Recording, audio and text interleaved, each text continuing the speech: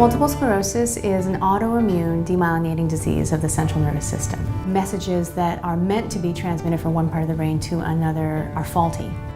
The Northwest has a greater incidence of MS than almost anywhere else on Earth. And this is a very, very serious concern, and it should be for all of us. We don't know the cause of MS, and we don't have a cure for MS. It can vary considerably from person to person. Knowing one person with MS absolutely doesn't mean that you understand this disease, because it can look so different.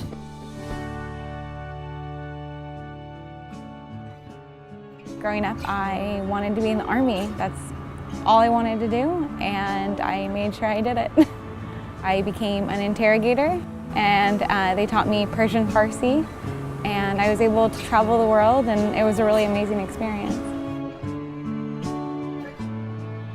When I was growing up, I had a lot of really weird symptoms. I had headaches all the time. I was tired more than the average teenager, bladder control issues, tingling in my limbs, and no one could ever really figure out what was wrong with me. I knew my whole life something was wrong with me, but I was always told to get over it.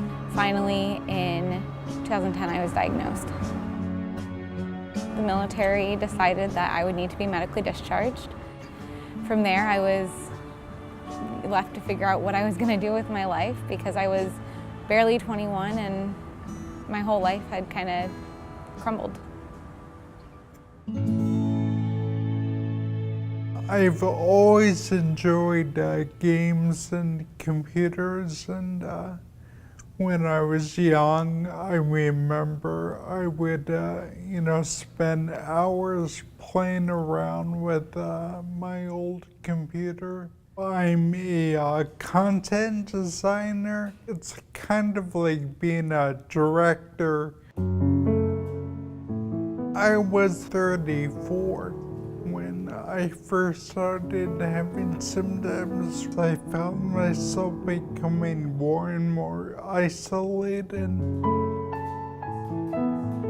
because of the speech and worry about my endurance. I found myself not hanging out with friends and not doing things socially.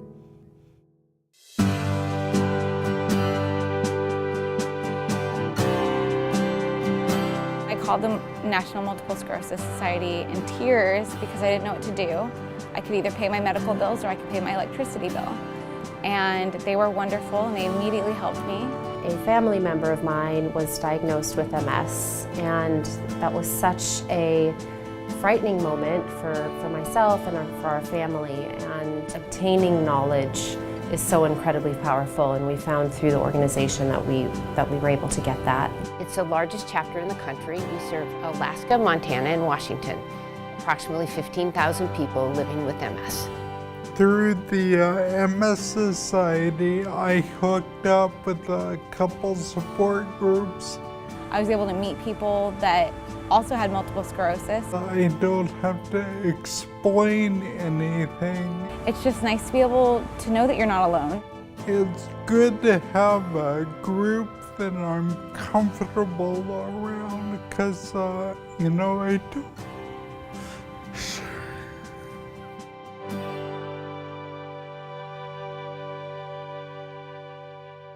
This chapter is known for its extensive commitment from individual donors to research, and we're very proud of that. Thanks to a lot of the research that the MS Society has funded, there's been an explosive growth in treatment options that are available now. 20 years ago, we had nothing. Now there are 10 disease-modifying therapies. If in the past 20 years we've gotten this far, where will we be 20 more years? The impact of the MS Society in moving this research forward is tremendous. There is not a more promising time in MS care than today.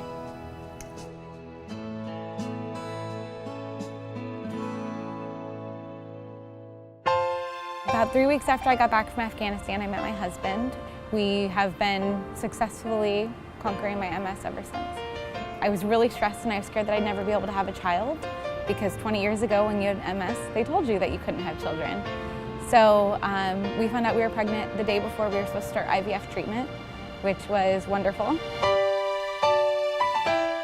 Research gives me hope, and the fact that science is progressing every day gives me hope.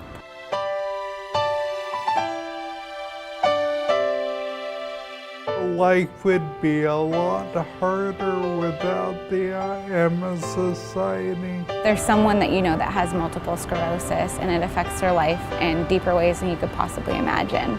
Every person can make a difference. We will find the cause and there will be a cure. There's something really big coming very soon.